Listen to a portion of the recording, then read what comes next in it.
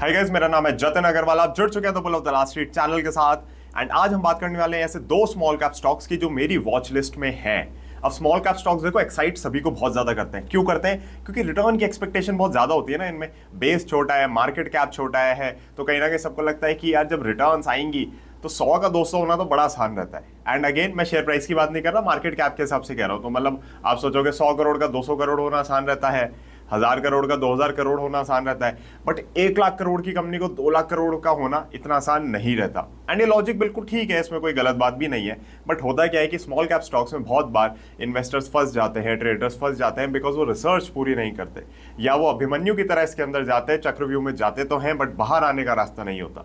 तो बाहर आने का रास्ता क्या है किसी भी ट्रेड में, किसी भी इन्वेस्टमेंट में? वो है आपका एक स्टॉप लॉस।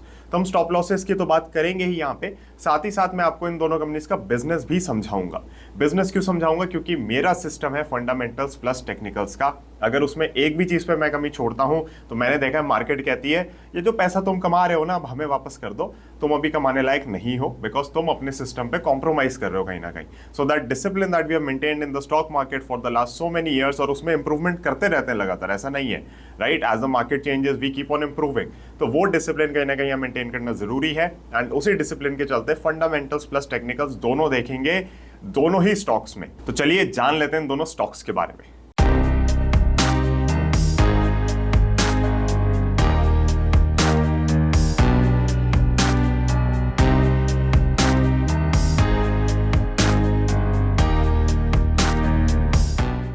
अब गाइस पहला शेयर है केडीडीएल का। केडीडीएल जो कंपनी है ये एसेंशियली इथॉस की होल्डिंग कंपनी है।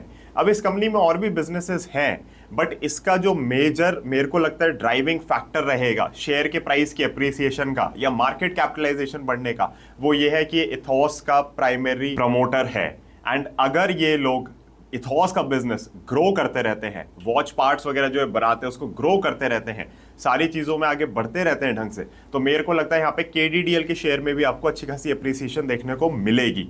अब गाइस इथॉस के शेयर ने पिछले कुछ दिनों में बहुत अच्छे से रैली दी है, जिसका जिक्र मैंने अपने फ्री टेलीग्राम चैनल पे भी किया था। तो अगर आप वहां पे अब तक नहीं जुड़े, लिंक डिस्क्रिप्शन में आप ज्वाइन कर सकते हैं। तो केडीडीएल का शेयर बहुत अच्छा मेरे को लगता है चल सकता है फ्यूचर में, बिकॉज इथॉस का शेयर बहुत अच्छा चल चुका है। एंड यहाँ पे मैं आपको एक लेवल भी इसका ऐसा दे रहा हूँ जिसके ऊपर आपको बाइंग करनी है। तो अगर आप अपने चार्ट पे देखेंगे आपको क्लियरली दिख जाएगा कि जो हमारा लेवल है, जो हमारी लाइन है, इसी के ऊपर आपको बाइंग करनी है। एंड ये जैसी ही इसके नीचे आ जाए, मान लो अगर ये नीचे आ भी जाता है तो यही आपका स्टॉप लॉस है, तो इसके नीचे आ जाएगा तो आपको बेच देना है। तो अगेन हमें अभिमन्यु नहीं बनना है, यहाँ पे हमें समझना है कि एंटर कैसे करना है, कब करना है। तो एंटर करेंगे हम ब्रेकआउट पे लाइन के ऊपर, और एग्जिट हम कर देंगे लाइन के नीचे, तो वो हमारा स्टॉप लॉस है। अब कुछ लोग कहेंगे जतन इसमें टारगेट्स क्या होंगे? तो देखो टारगेट्स देना इंपॉसिबल हो जाता है, स्पेशली जब लाइफ टाइम हाई के ब्रेकआउट्स आते हैं। एंड मैं आपको यही सजेस्ट करता हूँ कि let the chart decide, let the stock decide. हमने आईटीसी के केस में जैसे देखा कि वो शेयर चले ही जा रहा है। हमने बहुत सारे ऐसे शेयर्स देखे, जब हमने मोल्टेक टेक्नोलॉजीज को कैच किया था, इवन आई डिडंट नो कि वो शेयर 2.5 गुना हो जाएगा इतनी जल्दी, 3 गुना हो जाएगा लगभग, राइट? तो आपको नहीं पता होता कितना ऊपर जाएंगे शेयर्स, आप बस अपना सिस्टम मेंटेन करें, वहां पे देखें चार्ट स्ट्रक्चर्स को और उस बेसिस पे काम करें। Fundamental story looks good to me over here. Fundamentally मुझे बहुत ही क्लीन स्टोरी दिख रही है because of the ethos thesis that I have built on. And technically मुझे बहुत ही क्लीन लेवल्स इसमें यहाँ पे क्लियर लेवल्स दिख रहे हैं, तो आप उसके अंदर जाके इन्वेस्ट मेरे ख्याल से कर सकते हैं। Again take your own call after your own analysis. So guys second stock पे चलने से पहले मैं थैंक करना चाहूंगा आज के स्पॉन्सर को, जो कि है M stock. Now M stock is a stock broking platform brought to you by the house of Mirae Asset. अब मिराई एसेट का नाम आप सबने सुना है because of their well performing mutual funds in the industry. तो कहीं ना कहीं एक ट्रस्ट है, एक वेल रेप्यूटेड ब्रांड है, एंड वो हमें चाहिए होता है जब भी हम किसी भी फाइनेंशियल इंटरमीडिएरी के साथ काम कर रहे हैं। नाउ एम स्टॉक में बहुत अच्छे अच्छे फीचर्स हैं। तो सबसे पहली चीज जो मुझे बेस्ट लगती है वो है zero cost. Literally zero cost हो जाती है। अगर आप 999 गन का प्लान ले लो तो आपकी ब्रोकरेज हटा देते हैं ये सारे प्रोडक्ट से, एंड उसके बाद अगर आप 999 और इन्हें पे कर दो तो लाइफ लॉन्ग एएमसी चार्जेस भी नहीं देने पड़ते, जो कि अकाउंट मेंटेनेंस चार्जेस होते हैं, वो भी आपके जीरो हो जाते हैं। तो लिटरली 2000 आपने दिए एंड आपके सारे चार्जेस खत्म हो गए। तो again any cost that you save in the stock market while you are trading और investing is supposed to be part of your profit now.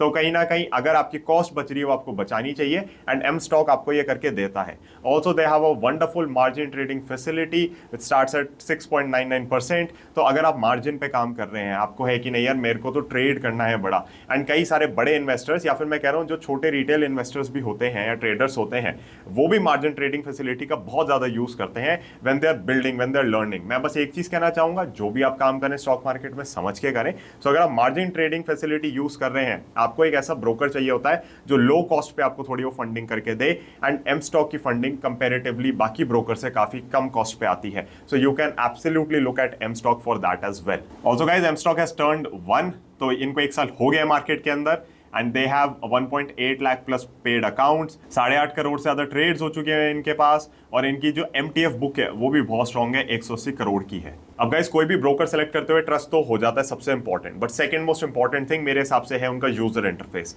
M stock का यूजर इंटरफेस बहुत ही स्मूथ है, बहुत ही क्लीन है, which will help you in trading and investing faster. क्यों? क्योंकि clutter नहीं है कहीं पे भी, तो डिसीजन मेकिंग आपकी बेटर हो जाएगी, आप सिंपल वे में ढंग से यहाँ पे काम कर सकेंगे। लिंक मैंने डिस्क्रिप्शन में दे दिया है, अगर आप एम स्टॉक पे अपना अकाउंट खुलवाना चाहते हैं, आप उस लिंक पे क्लिक करें, you will be redirected to the M stock website, and आप वहां पे अपना अकाउंट मिनटों में खुलवा सकते हैं। अब गाइस, जो दूसरी कंपनी है, जो दूसरा स्मॉल कैप स्टॉक है, वो बहुत ही इंटरेस्टिंग है, क्योंकि उसके अंदर कुछ चेंज हो रहा है कंपनी में, कुछ फंडामेंटल चीजें चेंज हो रही हैं। तो उस कंपनी का नाम है तिलक नगर इंडस्ट्रीज। अब तिलक नगर इंडस्ट्रीज करती क्या है, सबसे पहले समझ लेते हैं। तो ये लिकर सेक्टर को ही केटर करती है, इनका मेजर रेवेन्यू आता है ब्रांडी से। तो हमने यहाँ पे बड़ी सारी लिकर कंपनीज कवर करी हैं। Even though I do not drink, I have covered a lot of liquor companies on this channel. So Sula vineyard हो गई, जिसका रिसेंटली स्टॉक एनालिसिस आया, ग्लोबल स्पिरिट्स की बात कर चुके हैं, यूनाइटेड स्पिरिट्स की बात कर चुके हैं, एंड आप सबको पता है कि United Spirits is one of my larger holdings in the portfolio, right. तो कहीं ना कहीं हम बहुत सारी चीज़ों की चर्चा यहाँ पे कर चुके हैं जो कि लिकर सेक्टर के अराउंड है, बहुत सारी कंपनीज की चर्चा कर चुके हैं, एंड यहाँ पे आपको अगेन एक और कंपनी में दे रहा हूँ उसी सेक्टर से। तो जब मैं सेक्टर समझ रहा था, पढ़ रहा था, एक एक बिजनेस अंडरस्टैंड कर रहा था, तो I went through all the companies, and ये मुझे एक अलग ढंग से इंटरेस्टिंग लगी। क्यों?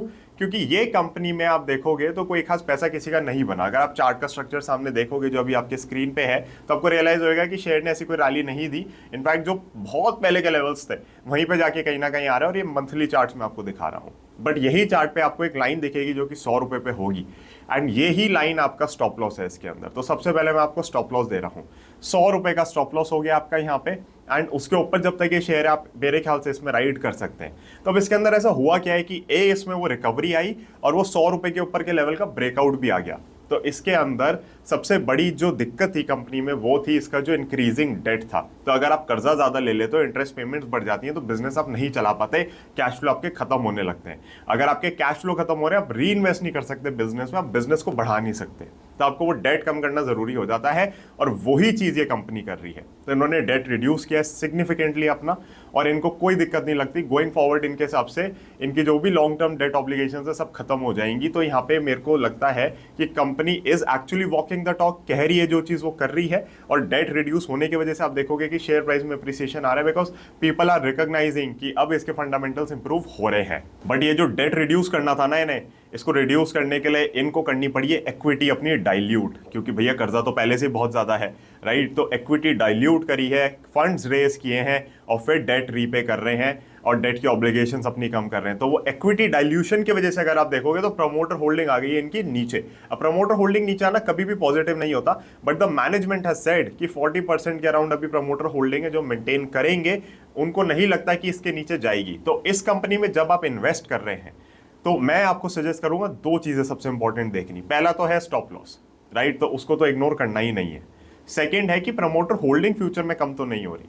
तो प्रमोटर होल्डिंग अगर कम हो रही है तो वो क्यों हो रही है, ये जानना बहुत ज्यादा जरूरी हो जाता है। तो 2 चीजों पे अगर आप रखेंगे नजर, आई थिंक यहाँ पे इसका टर्न अराउंड हुआ है कंपनी का। तो टर्न अराउंड कंपनीज में भी आप देख सकते हैं कि तेजी बहुत अच्छी बनती है, एंड क्योंकि यहाँ पे एक टर्न अराउंड दिख रहा है, I think this company should be on your radar. Again, do your own analysis before investing in this company as well. But I like this company. Both of these companies are on my watch list. And हो सकता है जब तक मैं video बनाऊं मैं इनके अंदर बाइंग कर चुका हूं, और हो सकता है कि मैं बस बाइंग इनिशिएट कर रहा हूं। तो दोनों वॉच लिस्ट पे, दोनों पे मेरी जो थीसिस है वो रेडी है, दोनों पे टेक्निकल्स पे स्टॉप लॉस मेरा रेडी है। So I am prepare to buy into these 2 companies.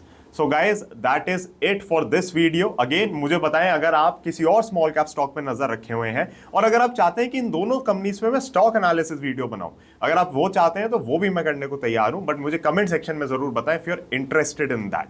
So guys again that is it for this video. I'll be seeing you in another one. Thank you so much for staying connected. Thank you so much for watching. Join the free Telegram channel. वहां पे मैं charts पे update आपको दे दूंगा। Bye bye, जय Hind. Investments in securities markets are subject to market risks. Read all the related documents carefully before investing.